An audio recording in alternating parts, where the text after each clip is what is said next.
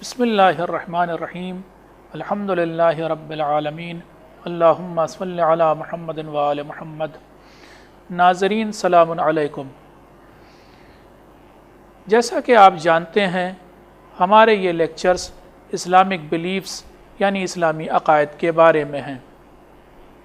ہم نے آپ سے وعدہ کیا تھا کہ ان لیکچرز میں ہم ایک ایک کر کے سبھی بنیادی اسلامی عقائد کو ثابت کریں گے، لیکن اگر آپ کو یاد ہو تو ہم نے فیصلہ کیا تھا کہ اس سے پہلے کہ ہم اسلامی عقائد کو ایک ایک کر کے ثابت کریں، آپ کے سامنے کچھ جنرل ٹاپکس پر ڈسکشن کریں۔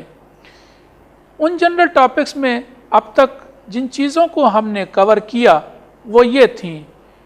پہلی چیز، دین اور مذہب کے بارے میں تحقیق کرنے کی کیا ضرورت۔ اس سلسلے میں ہم نے آپ کو بہت سی باتیں بتائی تھیں اور ثابت کیا تھا کہ دین اور مذہب کے بارے میں تحقیق کرنے کی بے انتہا ضرورت ہے۔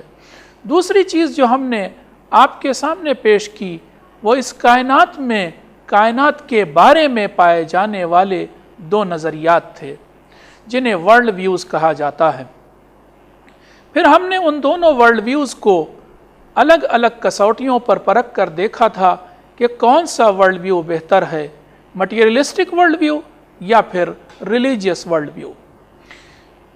پھر ہم نے آپ کے سامنے یہ ڈسکشن کیا تھا کہ کیوں نہیں سائنس کسی نظریے کے غلط یا صحیح ہونے کا معیار بن سکتی ہے۔ اس سلسلے میں ہم نے سائنس کی لیمیٹیشنز اور سائنس کی محدودیت کو آپ کے سامنے پیش کیا تھا۔ اس کے بعد ہم نے آپ کے سامنے جو چیز پیش کی وہ یہ تھی کہ کیا ڈر دین کی وجہ ہے جیسا کہ کچھ لوگ کہتے ہیں، یا پھر کیا جہل دین کی وجہ ہے جیسا کہ کچھ دوسرے لوگ کہتے ہیں۔ اور ہم نے ان دونوں سوالوں کا جائزہ لیا تھا اور ثابت کیا تھا کہ نہ تو ڈر دین و مذہب کی وجہ ہے اور نہ ہی جہل دین و مذہب کی وجہ ہے۔ آج ہم اپنے لیکچر میں اسلامی عقائد کی پہلی چیز یعنی توحید کو پیش کرنے جا رہے ہیں۔ اس سے پہلے کہ ہم توحید کے بارے میں بات کریں، ہم بتانا چاہیں گے کہ مسلمانوں کا وہ فرقہ جسے شیعہ فرقہ کہا جاتا ہے اس کے اصول دین 5 ہیں، یعنی بنیادی عقائد 5 اصول پر مبنی ہیں۔ پہلا توحید، دوسرا عدل، تیسرا نبوت، چوتھا امامت اور 5واں قیامت۔ جب ہم یہ کہتے ہیں توحید تو توحید کا مطلب 2 چیزیں ہوتی ہیں، پہلے تو خدا کا وجود اور پھر خدا کا ایک ہونا، یعنی وجود خدا اور وحدانیت خدا۔ آج کے لیکچر میں ہم وجود خدا کے بارے میں بات کریں گے اور وجود خدا پر عقلی اور فطری دلیلیں دیں گے۔ آئیے ہم آج کے لیکچر کی طرف بڑھتے ہیں، مگر اس سے پہلے کہ ہم اصل بات کو پیش کریں، ہم اجمالی طور پر یعنی بریفلی آپ کو شروع میں ہی بتانا چاہتے ہیں کہ ہم خدا کو مانتے ہیں کیونکہ ہم عقل رکھتے ہیں، اور ہم خدا کو مانتے ہیں کیونکہ ہم فطرت رکھتے ہیں۔ یعنی ہم خدا کے وجود پر 2 طرح کی دلیلیں دیں گے، ایک عقلی دلیل اور دوسری فطری دلیل۔ جہاں تک عقل کا تعلق ہے یا عقلی دلیل کا تعلق ہے تو ہماری عقل کہتی ہے کہ جب ہر چیز کا بنانے والا کوئی ہوتا ہے تو پھر اس کائنات کا بنانے والا بھی کوئی ضرور ہوگا۔ اسی طرح ہماری عقل یہ کہتی ہے کہ یہ کائنات خود بخود نہیں چل سکتی، اس سسٹم کو چلانے والا ضرور کوئی نہ کوئی ہوگا، ضرور کوئی نہ کوئی ہوگا کہ جو ان چاند ستاروں کو، سورج کو چلا رہا ہوگا۔ اور اسی طرح ہماری عقل کہتی ہے کہ جہاں جہاں نظم یا آرڈرلینس یا ڈسپلن پایا جاتا ہے وہاں ضرور کوئی ناظم ہوتا ہے، یعنی اس نظم کو یا آرڈرلینس کو لانے والا اور برقرار رکھنے والا کوئی ہوتا ہے۔ میں مثال دے دوں آپ کے سامنے، اگر آپ فوج کی ایک ٹکڑی کو دیکھیں کہ وہ بہت ڈسپلنڈ ہے تو آپ خود بخود سمجھ لیں گے کہ اس ٹکڑی کا کوئی کمانڈر ہوگا جس نے اسے ڈسپلنڈ بنایا ہوگا۔ اسی طرح اگر آپ کسی کلاس کے بچوں کو دیکھیں تو آپ خود سمجھ سکتے ہیں کہ وہ کلاس کے بچے اس وجہ سے منظم ہیں کیونکہ ان کا کوئی منظم کرنے والا ضرور رہا ہوگا۔ دوسری جانب ہماری فطرت کہتی ہے کہ ہم کسی طاقت پر ڈیپینڈنٹ ہیں، منحصر ہیں۔ ہماری فطرت کہتی ہے کہ سب کچھ ہمارے ہاتھ میں نہیں۔ آپ نے دیکھا ہوگا کہ اکثر موقعوں پر ہم یہ فیل کرتے ہیں، محسوس کرتے ہیں کہ ساری چیزیں دنیا کی ہمارے اختیار میں نہیں ہیں۔ مثال میں دے دوں آپ کو کہ ایک ٹیم، مان لیے کرکٹ ٹیم یا ہاکی ٹیم، ساری تیاریوں کے باوجود جس دن میچ ہوتا ہے کبھی کبھی اس دن ویسا نہیں پرفارم کر پاتی جیسے کہ اس نے تیاری کی ہوتی ہے۔ اس وقت ٹیم کے تمام ممبر یہ فیل کرتے ہیں کہ سب کچھ ہمارے ہاتھ میں نہیں۔ اسی طرح بہت سے دوسرے موقعوں پر ہم فیل کرتے ہیں کہ سب کچھ ہمارے اختیار میں نہیں۔ یہ فطرت کی دلیل ہے خدا کے وجود پر۔ اس سلسلے میں ہم شیعوں کے پہلے امام حضرت علی علیہ السلام کے ایک قول کو بھی پیش کرنا چاہیں گے۔ وہ فرماتے ہیں کہ میں نے خدا کو پہچانا ارادوں کے ٹوٹنے سے اور ہمتوں کے پست ہونے سے۔ اب ہم عقلی دلیلوں کو تفصیل سے پیش کرنے جا رہے ہیں اور ایک ایک کر کے آپ کی خدمت میں الگ الگ طرح کی عقلی دلیلیں پیش کریں گے۔ مگر اس سے پہلے کہ ہم عقلی دلیلوں کو پیش کریں، عقلی ثبوتوں کو آپ کے سامنے لائیں، ہم یہ بتانا چاہیں گے کہ ہم 3 طرح کی عقلی دلیلیں آپ کے سامنے پیش کریں گے۔ پہلی وہ دلیل کہ جو سیدھے سادہ لو لوگوں کے کام آ سکے۔ پھر ہم اوسط درجے کی دلیل کو آپ کے سامنے پیش کریں گے۔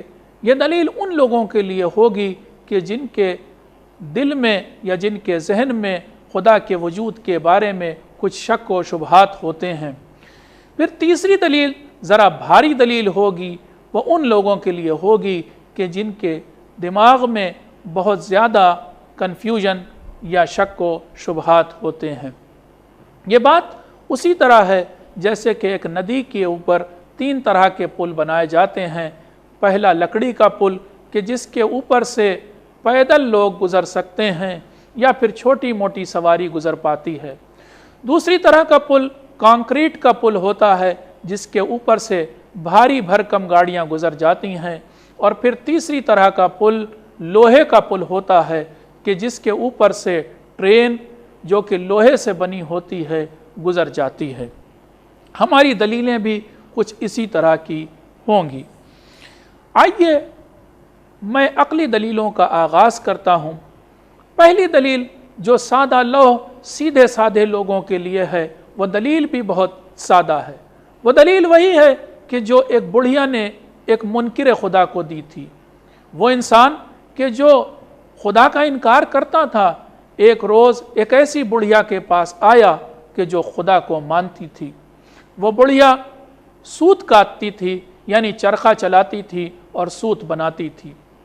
جس وقت وہ انسان بڑھیا کے پاس آیا، بڑھیا چرخہ چلا رہی تھی، اس نے بڑھیا سے پوچھا کہ تم خدا کو کیوں مانتی ہو؟ بڑھیا نے کوئی جواب نہیں دیا بلکہ چرخہ چلانا چھوڑ دیا۔ چرخہ رک گیا۔ بڑھیا نے کہا میں اسی وجہ سے خدا کو مانتی ہوں۔ اس نے کہا کیا مطلب؟ بڑھیا نے جواب دیا کہ دیکھو جب تک میں چرخہ چلا رہی تھی چرخہ چلتا رہا، لیکن جیسے ہی میں نے چرخے کو چھوڑا چرخہ رک گیا۔ بس اسی طرح یہ چاند ستارے جب میں چلتے ہوئے دیکھتی ہوں، اس زمین کو گھومتے ہوئے جب ہم محسوس کرتے ہیں تو ہم سمجھ لیتے ہیں کہ خدا ہے۔ بڑھیا کی دلیل بہترین دلیل تھی خدا کے وجود پر۔ اسی دلیل کو اگر ہم آج نئے روپ میں اور نئی شکل میں پیش کرنا چاہیں تو اس طرح سے پیش کر سکتے ہیں کہ نیوٹن کا فرسٹ لا آف موشن بھی یہی کہتا ہے کہ جو چیز ٹھہری ہوئی ہے وہ ہمیشہ ٹھہری رہے گی اور جو چیز چل رہی ہے وہ ہمیشہ چلتی رہے گی جب تک کہ اس کے اوپر باہری کوئی فورس نہ لگایا جائے۔ تو اسی لا کو آپ سورج چاند ستاروں پر اپلائی کیجئے، آپ دیکھیں گے کہ وہ گھوم رہے ہیں۔ میں سوال کرتا ہوں کہ وہ کیسے گھوم رہے ہیں؟ کیا انہیں گھمانے والا کوئی نہیں؟ کیا کوئی ایکسٹرنل فورس موجود نہیں؟ کیا کوئی باہری طاقت موجود نہیں جو ان کو گھما رہی ہے؟ ضرور کوئی باہری طاقت ہوگی جس کی وجہ سے وہ گھوم رہے ہوں گے۔ کم از کم وہ پہلا پش یا فرسٹ پش یا پہلا دھکا تو ضروری ہے کہ جس کی وجہ سے انہوں نے گھومنا شروع کیا ہوگا۔ تو یہ پہلی دلیل تھی خدا کے وجود پر، پہلی عقلی دلیل۔ اب ہم خدا کے وجود پر دوسری عقلی دلیل دینے جا رہے ہیں کہ جو قدر بھاری ہے اور وہ ان لوگوں کے لیے زیادہ اچھی ہے کہ جو اپنے ذہن میں کچھ شک و شبہات خدا کے وجود کے سلسلے میں رکھتے ہیں۔ دوسری دلیل یہ ہے کہ اس کائنات میں نظم پائی جاتی ہے، ڈسپلن پایا جاتا ہے، آرڈرلینس پائی جاتی ہے، ڈیزائن پائی جاتی ہے۔ ڈیزائن آف یونیورس خدا کے وجود پر بہترین دلیل ہے، کیونکہ اگر جیسا کہ مادی لوگ کہتے ہیں اگر یہ کائنات ایک دھماکے کی دین ہوتی، ایک ایکسیڈنٹ کی دین ہوتی تو پھر یہ آرڈرلینس، یہ نظم، یہ ڈسپلن، یہ ڈیزائن نہیں پائی جاتی۔ آپ دیکھتے نہیں کہ آپ کے چاروں طرف کتنا منظم کام ہو رہا ہے، ایسا کام کہ جس میں آرڈرلینس پائی جاتی ہے، جس میں ڈیزائن پائی جاتی ہے، جس میں ڈسپلن پایا جاتا ہے۔ میں آپ کے سامنے چند مثالیں پیش کر دوں۔ دیکھیے، سورج کا نکلنا اور ڈوبنا خود اللہ کے ہونے پر بہترین دلیل ہے۔ آپ اگر 1 جنوری کو ایک سال دیکھیں کہ سورج کس وقت نکلا اور اسے نوٹ کر لیں تو آپ پائیں گے کہ اگلے سال بھی 1 جنوری کو اسی وقت، اسی لمحہ اور اسی سیکنڈ سورج نکلا ہے۔ اور جس وقت سورج ڈوبتا ہے اگر اس وقت کو بھی آپ نوٹ کر لیں تو اگلے سال اس وقت اور اسی تاریخ کو آپ سورج کو ڈوبتے ہوئے دیکھیں گے۔ یہ نظم، یہ آرڈرلینس بتاتی ہے کہ کوئی ہے کہ جس نے اس نظم کو برقرار رکھا ہے۔ اسی طرح اگر آپ کسی پودے کے پتے کو توڑ لیں یا کسی پھول کو توڑیں اور اس میں دیکھیں کہ کون کون سی باریکیاں پائی جاتی ہیں، پتے کی ہر رگ یہ آپ سے فریاد کر کے کہے گی کہ مجھے بنانے والا کوئی ہے۔ اسی طرح اگر آپ یہ دیکھیں کہ مرغی کا بچہ جب انڈے سے نکلتا ہے تو وہ دانہ چگنے لگتا ہے، اس کا تھوڑی ہی دیر بعد دانہ چگنا یہ بتاتا ہے کہ کوئی ہے جس نے اسے دانہ چگنا سکھایا ہے۔ کیا آپ نے نہیں دیکھا کہ جب بطخ کا بچہ انڈے سے نکلتا ہے تو تھوڑی ہی دیر بعد تیرنے لگتا ہے؟ میں آپ سے سوال کرتا ہوں، اسے تیرنا کس نے سکھایا؟ کیا آپ نے نہیں دیکھا کہ جب گائے کا بچہ اپنی ماں کے پیٹ سے نکلتا ہے تو تھوڑی ہی دیر بعد ماں کے تھن کو ڈھونڈ لیتا ہے؟ میں سوال کرتا ہوں، اسے کس نے بتایا کہ ماں کی تھن میں دودھ ملے گا؟ اسے کس نے بتایا کہ تھن کہاں پر ہے؟ اسی طرح شاید آپ نے دیکھا ہو کہ شہد کی مکھیاں پھولوں کے رس کو چوس کر لے جا کر شہد بناتی ہیں۔ میں سوال کروں گا کہ انہیں کس نے بتایا کہ پھولوں میں رس ملے گا اور کون سے پھول کا رس چوسنا چاہیے؟ شہد کی مکھی کو یہ بات کس نے بتائی کہ شش گوشہ یعنی ہیگزاگونل گھر بنانا چاہیے؟ شہد کی مکھیوں کے اندر پائی جانے والی نظم کس نے برقرار کی؟ اسی طرح چینٹی کو کس نے بتایا کہ دانے کو، اناج کے دانے کو بل میں لے جانے سے پہلے اسے 2 حصوں میں توڑ دو، ورنہ وہ تمہارے بل میں جانے کے بعد جب نمی پائے گا تو پودے میں بدل جائے گا اور نتیجے میں تمہارا بل ٹوٹ جائے گا۔ یہ بات اس چینٹی کو کس نے بتائی؟ کیا آپ نے کبھی تتلیوں کو غور سے دیکھا ہے؟ کیا نہیں دیکھا کہ ان کے پروں میں کس طرح کے رنگ بھرے ہوتے ہیں؟ جب آپ کسی پینٹنگ کو دیکھتے ہیں تب تو پینٹر کی تعریف کرتے ہیں اور یہ کہتے ہیں کہ کیا خوب پینٹر ہے کہ جس نے پینٹنگ کو بنایا ہے، تو کیا تتلیوں کے پر دیکھ کر آپ کو نہیں لگتا کہ کوئی ہے کہ جس نے ان کے پروں میں رنگ بھر دیے ہیں؟ یہ ساری چیزیں دلیل ہیں خدا کے وجود پر۔ ان سب میں کاز اینڈ ایفیکٹ کا قانون یا علت و معلول کا قانون جاری ہوتا ہے، اور وہ قانون یہ بتاتا ہے کہ جب ایفیکٹ موجود ہے تو کاز ضرور موجود ہوگا، جب معلول موجود ہے تو علت ضرور موجود ہوگی، جب اثر موجود ہے تو سبب ضرور موجود ہوگا۔ ان دلیلوں سے بھی ہم سمجھ سکتے ہیں کہ خدا موجود ہے، وہ وجود رکھتا ہے۔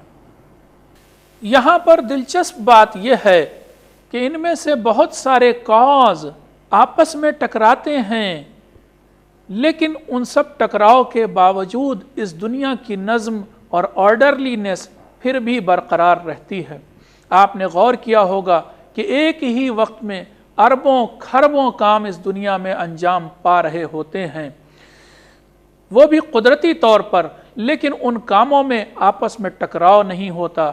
بہت سے ان میں کام ایسے ہوتے ہیں جو ایک دوسرے کے مخالف ہوتے ہیں، پھر بھی ان میں آپس میں کوئی ایسا ٹکراؤ نہیں ہوتا کہ جس سے اس دنیا کی نظم بگڑ جائے اور دنیا میں کیوس یا افراتفری مچ جائے۔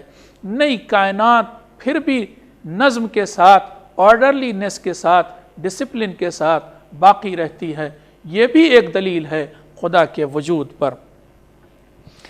اب ہم کچھ منکرین خدا، یعنی وہ لوگ کہ جو اللہ کا انکار کرتے ہیں، ان کی باتیں آپ کے سامنے پیش کرنا چاہیں گے۔ جب ہم ان منکروں سے یہ کہتے ہیں کہ خدا وجود رکھتا ہے اور خدا یہ کام کر رہا ہے اور کائنات کی نظم یا ڈسپلن خدا کا دیا ہوا ہے، تو وہ کہتے ہیں کہ نہیں، یہ سب کام نیچر کر رہا ہے۔ ہم سوال کرتے ہیں ان لوگوں سے کہ کیا نیچر نے یہ کام انجام دیا ہے؟ تو یہ بتاؤ کہ نیچر کیا چیز ہے، ذرا نیچر کی ڈیفینیشن دو۔ کیا نیچر کے پاس عقل ہے؟ کیا نیچر کے پاس ارادہ ہے؟ کیا نیچر کے پاس قوت و طاقت ہے؟ اب اگر وہ جواب میں ہم سے یہ کہیں کہ ہاں نیچر کے پاس عقل ہے، ہاں نیچر کے پاس ارادہ ہے، ہاں نیچر کے پاس قوت و طاقت ہے، تو پھر ہماری ان سے کوئی بحث نہیں رہ جاتی، کیونکہ جسے ہم خدا کہتے ہیں وہ اسے نیچر کہتے ہیں۔ لیکن اگر وہ یہ کہیں کہ نہیں، نیچر کے پاس عقل نہیں، تو اس کا مطلب آپ سمجھیں گے کہ کیا ہوا؟ اس کا مطلب یہ ہوا کہ نیچرل کاموں کو پھر ایسا انجام پانا چاہیے کہ جو بے عقلی کے ہوں۔ مثال دے دوں میں، پھر تو کدو کو چھوٹے سے پودے کے بجائے یا بیل کے بجائے ایک بڑے درخت میں نکلنا چاہیے، لیکن ایسا نہیں ہوتا۔ کدو اور تربوز بیل میں نکلنے کے بجائے اونچے اونچے درختوں پر پھلیں گے کہ جن کے بوجھ سے درخت گر پڑیں گے۔ پھر تو گائے کے 4 ٹانگوں کے بجائے ایک ہی ٹانگ ہوگی، پھر اس ٹانگ پر گائے ٹھہر نہیں پائے گی۔ پھر تو ایسے ایسے بیوقوفی کے کام انجام پائیں گے کہ جن میں عقل ذرا بھی نہ ہو۔ اگر نیچر میں ارادہ نہیں ہوگا تو پھر ایسا ہوگا کہ برسات کے موسم کے بعد جاڑا آنے کے بجائے پھر سے گرمی آ جائے گی، یا ایک سال گرمی ہی گرمی ہوتی رہ جائے گی، یا ایک بار ایسا ہوگا کہ امرود کے پیڑ پر سیب نکلیں گے اور سیب کے پیڑ پر کدو پھلیں گے۔ تو ارادہ ہے نیچر میں، وہ یہ ضرور کہیں گے۔ تو اگر وہ یہ ماننے کو تیار ہیں کہ ارادہ بھی ہے نیچر کے پاس، قوت بھی ہے نیچر کے پاس، عقل بھی ہے نیچر کے پاس، تو جیسا کہ میں نے کہا پھر ہماری ان سے کوئی بحث نہیں رہ جائے گی۔ یہاں تک ہم نے خدا کے وجود پر 2 دلیلیں پیش کیں۔ اب ہم خدا کے وجود پر تیسری، جو کہ ذرا بھاری دلیل ہے، پیش کرنے جا رہے ہیں۔ مگر اس سے پہلے کہ ہم تیسری دلیل کو پیش کریں، ہم یہ بتانا چاہیں گے کہ یہ ہماری سب سے بھاری دلیل نہیں ہے۔ اس سے بھی بھاری بہت سی دلیلیں ہیں کہ جو ہیں جنہیں پیش کیا جا سکتا ہے، مگر چونکہ وہ زیادہ بھاری ہوں گی اور جن کے لیے ٹرمینولوجی جاننے کی ضرورت پڑے گی، اس لیے ہم ان دلیلوں کو یہاں پیش نہیں کر رہے ہیں۔ اور اب تیسری دلیل یہ ہے کہ ہمارا ہونا خدا کے وجود کو ثابت کرتا ہے، یعنی ہم ہیں، اسی سے پتہ چلتا ہے کہ خدا ہے۔ ہو سکتا ہے آپ سوال کریں کہ ہمارا ہونا خدا کے وجود کو کیسے ثابت کرتا ہے؟ جواب یہ ہے کہ دیکھیے، ہم میں سے ہر انسان یہ فیل کرتا ہے، یہ محسوس کرتا ہے کہ وہ ہے، اور وہ یہ بھی محسوس کرتا ہے کہ اس نے خود کو نہیں بنایا بلکہ اسے کسی اور نے بنایا ہے۔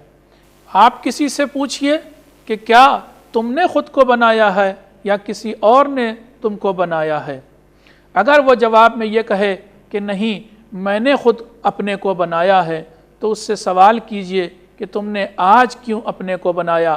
آج سے 1400 سال پہلے خود کو کیوں نہیں بنایا کہ جب حضرت محمد صلی اللہ علیہ وآلہ وسلم اس دنیا میں موجود تھے؟ اس وقت اگر تم اپنے کو بناتے تو تم ان کو دیکھتے۔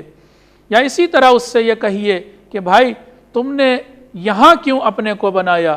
کیوں نہیں تم نے اپنے کو لندن کے بکنگھم پیلس میں پیدا کیا کہ وہاں پر تم پھر راج کر رہے ہوتے؟ بہرحال کوئی سرفراہ ہی ہوگا جو یہ کہے گا کہ میں نے خود کو بنایا ہے۔ جس کی عقل سلامت ہے وہ ضرور یہ کہے گا کہ میں نے خود کو نہیں بنایا ہے۔ تو اب سوال یہ ہے کہ پھر اسے کس نے بنایا؟ وہ سوال کرتا پھرے گا، ادھر ادھر کی چیزوں پر نگاہ ڈالے گا۔ ہو سکتا ہے وہ اپنے ماں باپ سے پوچھے کہ کیا آپ نے مجھے بنایا ہے؟ ماں باپ ضرور جواب دیں گے کہ نہیں بیٹا، میں نے تمہیں نہیں بنایا، میں تو یہ بھی نہیں جانتا تھا کہ تم لڑکا ہوگے یا لڑکی۔ 9 مہینے تک یہ بات ہم پر واضح نہیں ہوئی تھی۔ پھر ان کے ماں باپ سے اگر پوچھا جائے کہ کیا آپ نے ہمیں بنایا ہے، تو وہ بھی یہی جواب دیں گے کہ ہم نے تمہیں نہیں بنایا۔ ہوتے ہوتے بات ان پہلے ماں باپ تک پہنچے گی کہ جنہیں دنیا آدم و حوا کے نام سے جانتی ہے۔ اگر ان سے پوچھا جائے کہ کیا آپ نے خود کو بنایا ہے، تو وہ بھی یہی کہیں گے کہ ہم نے خود کو نہیں بنایا، ہم کو تو خدا نے بنایا ہے۔ اب ہو سکتا ہے اس موقع پر کوئی سوال کرے کہ پھر خدا کو کس نے بنایا ہے؟ جواب میں ہم بس اتنا کہنا چاہیں گے کہ خدا کو کسی نے نہیں بنایا، خدا کہتے ہی اسے ہیں جسے کسی نے نہ بنایا ہو، وہ خود سے موجود ہو۔ ہو سکتا ہے ہماری اس بات پر کوئی اعتراض کرے، مگر اعتراض کے جواب میں ہم چند مثالیں پیش کریں گے۔ مثال یہ ہے کہ آئیے ہم مل کر حلوائی کی دکان پر چلیں۔ حلوائی سے پوچھئے کہ تم نے لڈو میں کیا ڈالا کہ وہ میٹھا ہو گیا؟ وہ جواب دے گا شکر ڈالی جس سے وہ میٹھا ہو گیا۔ آپ پوچھئے گلاب جامن میں کیا ڈالا کہ جس سے وہ میٹھی ہو گئی؟ وہ جواب دے گا شکر ڈالی۔ آپ پوچھئے امرتی میں کیا ڈالا جس سے وہ میٹھی ہو گئی؟ وہ جواب دے گا شکر ڈالی۔ اب پھر سوال کیجئے تم نے شکر میں کیا ڈالا جس سے وہ میٹھی ہو گئی؟ وہ جواب دے گا کہ بھائی صاحب، شکر خود بخود میٹھی ہوتی ہے، اس میں کوئی چیز نہیں ڈالی جاتی۔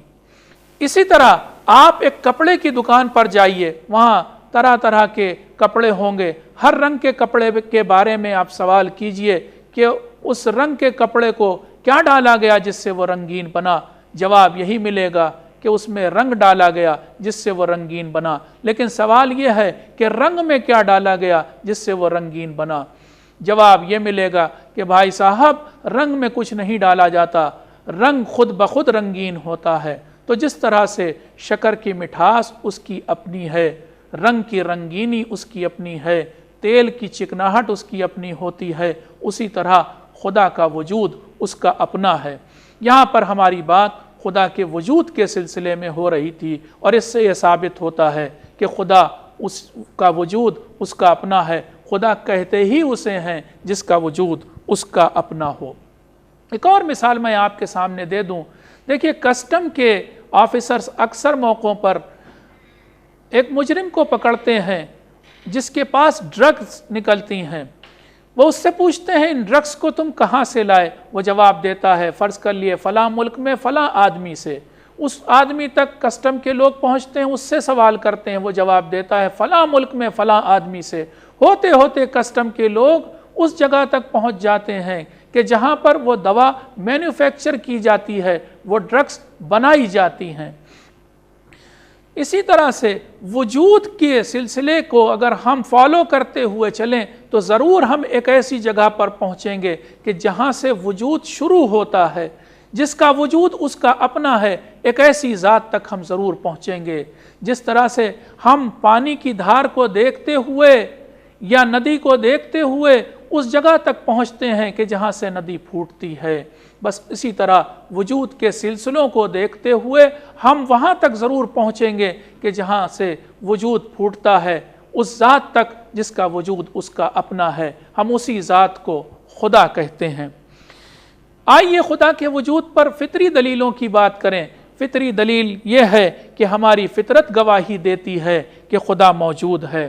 میں اس سلسلے میں ایک قصہ آپ کے سامنے پیش کرتا ہوں۔ ایک شخص ہمارے چھٹے امام جعفر صادق علیہ السلام کے پاس آیا تھا۔ وہ پیشے سے ملاح تھا مگر خدا کو نہیں مانتا تھا۔ امام نے اسے سمجھانے کے لیے اس سے پوچھا کہ کیا کبھی ایسا ہوا ہے کہ تمہاری ناؤ کسی بھنور میں پھنس گئی ہو؟ اس نے کہا ہاں۔ کہا اس وقت کیا تمہارے اندر ایک امید تھی کہ شاید میں بچ جاؤں؟ اس نے کہا ہاں، ہمارے دل میں ایک امید تھی۔ امام نے پوچھا جب کوئی تھا ہی نہیں بچانے والا تو تم امید کس سے لگائے بیٹھے تھے؟ وہ کوئی جواب نہیں دے سکا۔ امام نے فرمایا جس سے تم امید لگائے تھے وہی خدا ہے۔ انسان کی فطرت میں یہ امید پائی جاتی ہے۔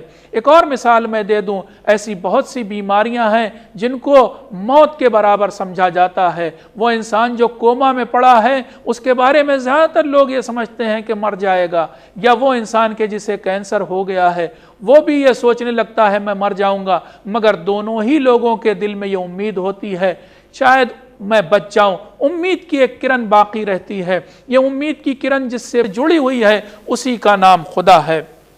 یا اسی طرح سے ایگزام میں بیٹھتے وقت یا میچ کھیلتے وقت ٹیم کے پلیئرز حالانکہ تیاری نہیں ہوتی، لیکن جب میچ کھیل رہے ہوتے ہیں تو شروع میں ان کے دل میں یہ امید ہوتی کہ شاید ہم جیت جائیں، شاید آج ہماری قسمت کام کر جائے۔ یہ جتنے شاید، یہ جتنے پرہیپس، یہ جتنے پاسبلٹیز ہیں، یہ سب اشارہ کرتی ہیں کہ ہماری فطرت میں یہ بات پائی جاتی ہے، فطرت میں یہ بات پائی جاتی ہے کہ کوئی ذات ہے کہ جو اور بھی کام کرتی ہے۔ یعنی سب کچھ ہمارے اختیار میں نہیں ہے، کوئی اور بھی ہے کہ جس کا اختیار چلتا ہے۔ سب کچھ ہمارے بس میں نہیں ہے، کوئی اور طاقت بھی ہے۔ یہ فطری دلیل ہے، یہ بات فطری ہے۔ تو خدا کے وجود پر ہم نے آپ کے سامنے دو طرح کی دلیلیں پیش کیں، ایک فطری دلیل اور دوسری اس سے پہلے عقلی دلیلیں کہ جن سے ثابت ہوتا ہے کہ خدا موجود ہے۔